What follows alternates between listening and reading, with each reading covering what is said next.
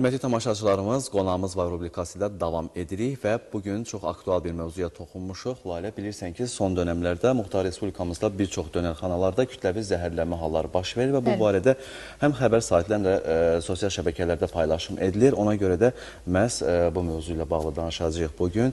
Hər kəsi narahat edən bir səbəb. Əlbəttə ki, çünki insanlar asudə vaxtlarını kafe və restoranlarda, yaşayış obyektlərində keçirirlər və istəyirlər ki, və bu qidalandıqları məhsullar keyfiyyətli olsun. İstədim ki, vaxt itirmədən ilk qonağımızı təqdim edim. Yoluxucu Xəstəliklər Mərkəzinin həkim infeksionisti Sona Əlizadədir. Xoş gəlmişsiniz, sabahınız xeyir olsun. Xoş gördük, sabahınız xeyir. Təşəkkür edirik və növbəti qonağımız Naxçıvan Muxtar Respublikası Qida Təhlükəsizliyi Agentliyinin əməkdaşı Orxan Orucovdur. Orxan müəllim, xoş gördük sizi, sabahınız xeyir olsun. Hər vaxtınız xeyir, xoş gördük. Sabahınız xeyir olsun, hər birinizi salamlayırıq. Az öncə həmkarımın da qeyd etdiyi kimi qida zəhərlənmələri ümumiyyətlə hər kəsi narahat edən səbəblərdən biridir. Son dönəmlərdə təbii ki, ciddi bir məsələdir və agentlik tərəfindən biz bilirik ki, ictimai yaşayış obyektlərində, kafelərdə və restoranlarda yoxlamalar aparılır və Muxtar Respublikamızda da kifayət qədər kafe və restoranlar fəaliyyət göstərir. İstəyirəm ki, elə aparılan yoxlamalar barədə bizə və tamaşaçılarımıza məlumat verəsiniz. Buyurun. Təşəkkür edirəm dəvət üçün. Çox aktual mövzuya, məsələyə toxunmusunuz. Bildiyiniz kimi, qida zəhərlənmələri hər zaman mövcuddur, olacaq da bundan sonra da. Yəni, qida zəhərlənmənin heç vaxt qarşısını almaq mümkün deyil. Ən minimuma yendirməyə çalışıq hər zaman. Ölkəmizdə də, Muxtar Respublikada da təəssüflər olsun ki, qida zəhərlənmələri əsasən də mövsümdən asılı olaraq bunların intensivliyi dəyişə bilir.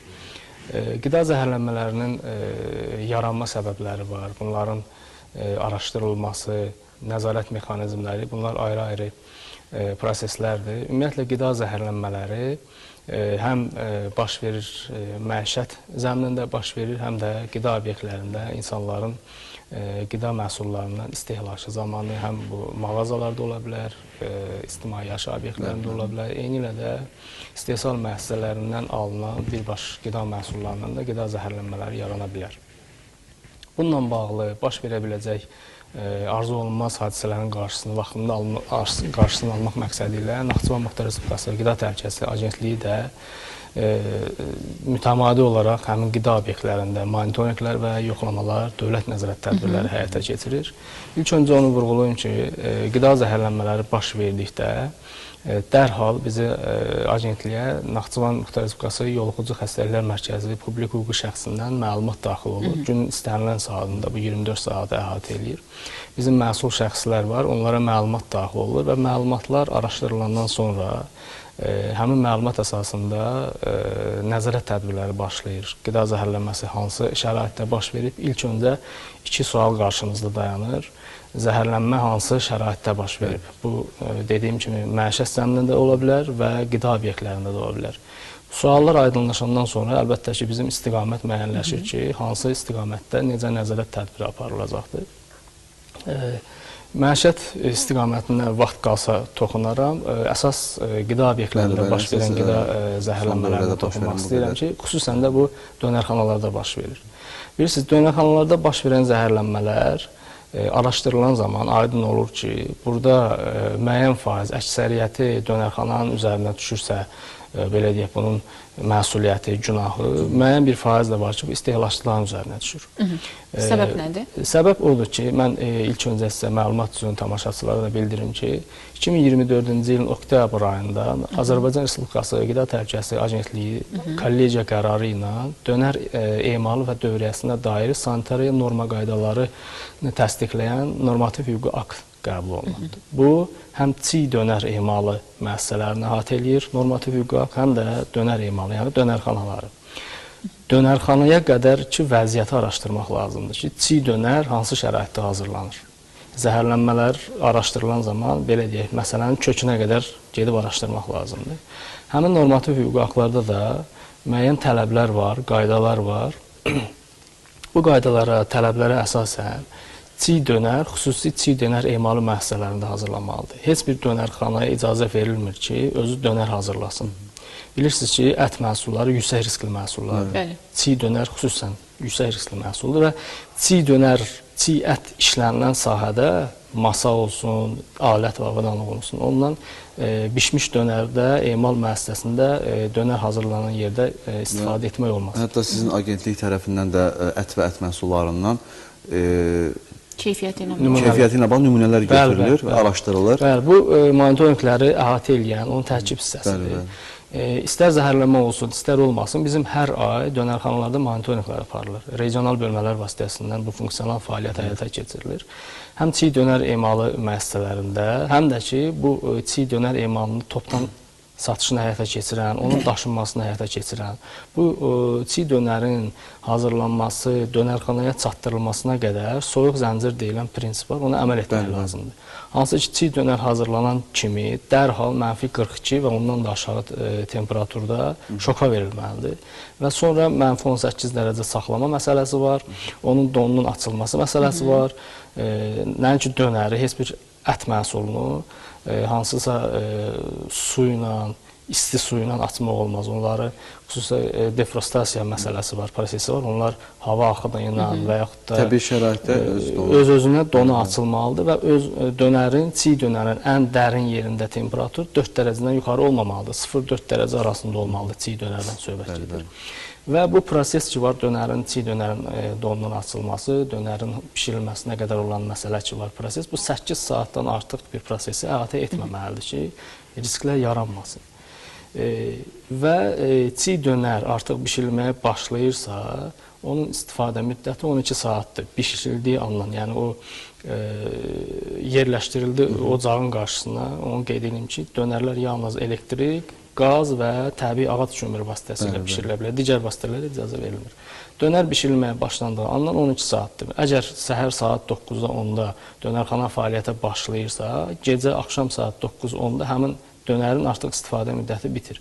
Bəs biz nə müşahidə edirik monitorinqlər zamanı? Əksəriyyət qida zəhərlənməsi baş vermiş dönərxanalarda, bəli, artıq qalırsa, həmin dönəri müşahidə etmişik ki, təkrar soyuducu, hətta dondurucuya yerləşdirirlər və təkrar onu səhər istifadə edirlər. Və yaxud da onu doğrayıb başqa bir qaba yığırlar və səhər həmin dönəri hazır doğranmış, hətta müşahidə edirik, mayonezlə, ketçap sosla işlənmiş dönəri səhər təzə dönərlə birlikdə qarışdırıb istehlakçıya təqdim edilir. Və bu da kütləvi bir zəhərlənməyə gətirib çıxarır. Ən qaçılmaz artıq qida zəhərlənməsi burada baş verəcəkdir, kütləvi qida zəhərlənməsi baş verir. Bəzən sual yaranır ki, bəs gün ərzində orada yüzlərlə insan bir dönərxanada istehlak edib dönəri, necə olur ki, biri və yaxud da ikisi zəhərlənir? Bax, elə o 5-6 nəfərin bəxtinə düşəndir o köhnə dönər, dünəndən qalan şübhəli məhsullar ki, onları zəhərləyir. Yəni, şərt o deyil ki, bütün dönərxanada hər kəs zəhərlənsin. O kimin artıq qismətinə düşübsə, həmin şəxslər zəhərlənir. İstehsalçılar və istehlakçılara hər hansı bir tövsiyələriniz varsa bildirə bilərsiniz. Mən istehlakçılara xüsusən diqqətinə çatdırmaq istəyirəm ki, hazır dönərin istehlak müddəti var. Yəni, biz bir çox araşdırmalarda görürük ki, dönəri nahar vaxtı alıblar, axşam istifadə ediblər. Dönərin istifadə olunma müddəti maksimum 1 saatdır. Saxlanma şəraiti yoxdur. Saxlanma şəraiti, yəni üzü isti aylara gedirik. Bunu isti havada saxlamaq olmaz. Çünki onun tərkibində müəyyən soslar olur, hətta xiyar turşusu olur. Hətta azyaşlılar bilirik ki, son dövrlərdə daha çox istifadə edirlər.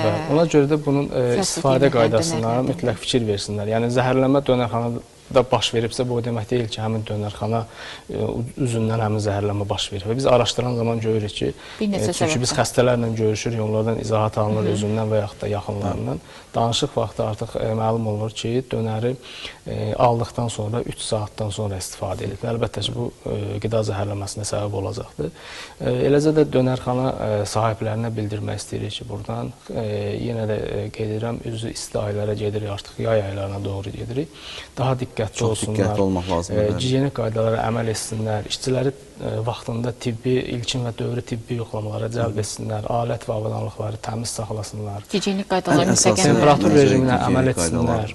Bütün bu məsələlər, bütün bu çatışmazlıqlar əlbəttə ki, sonda qida zəhərlənməsinə, digər arzu olunmaz məsələlərə gətirib çıxarır. Bayaq həkim də qeyd elədi, ev şəraitində hazırlanmış konservlərdən mümkün qədər az istifadə etsinlər. Bu botulin infeksiyası ölümlə nəticələnir. Biz keçən statistikamızda da artıq biz gördük, bir nəfər ölümlə artıq nəticələndi. Ev şəraitində hazırlanmış xiyar turşusundan istifadə etmişlər. Həmin məhsullardan uzaq dursunlar. Ümumiyyətlə, ictimai yaşayış obyektləri üzərində heç bir etiketi, məlumatları olmayan, qutuslar üstündən hazırlanan məhsulları qəbul etməsinlər. Bu həm mağazalara aiddir, həm ictimai yaşayış obyektlərinə aiddir ki, onların qarşısında da biz tələblər qoymuşuq və bu tələbləri özündə əks etdirən bildirişlər, məktublar təqdim olunub həmin obyektlərə. Yalnız sanaye, zavod üsulu ilə hazırlanan məhsullardan təqdim etsinlər. Çünki elə xiyar turşusu, digər turşuları müqayisə edəndə biz görürük ki, o infeksiyalar nədən yaranır? Torpaqdan keçir, onun yaxşı yuyulmamasından keçir, yaxşı steril-pasterizə olunmamasından bu infeksiyalar üçün münbit şərait yaranır. Təsəvvür edin ki, bunu payız aylarında, bu yay aylarında həmin bağlamanı hazırlayırlar və 3-4 ay gözləmə rejimində olur da, belə deyək, ən azı bir ki, orada artıq münbit şərait yaranır. Bombaj görürlərsə, o qapağın qalxması, lillənmə, digər kənar iyilər varsa, həmin məhsullardan uzaq dursunlar. Və tələbimiz də ictimai yaşayışlardan odur ki, normativ hüquqi aktların, qanunvericiliyin, qida təhlükəsizliyi sahəsindəki qanunvericiliyin, normativ hüquqi aktların tələblərinə uyğun öz fəaliyyətlərini təşkil etsinlər. Təşəkkür edirik Orxan müəllim, Sana həkim, minnətdarıq və heç kəsin xəstələnməməyini arzu edirik. Hər kəsə sağlam həyat arzu edirik.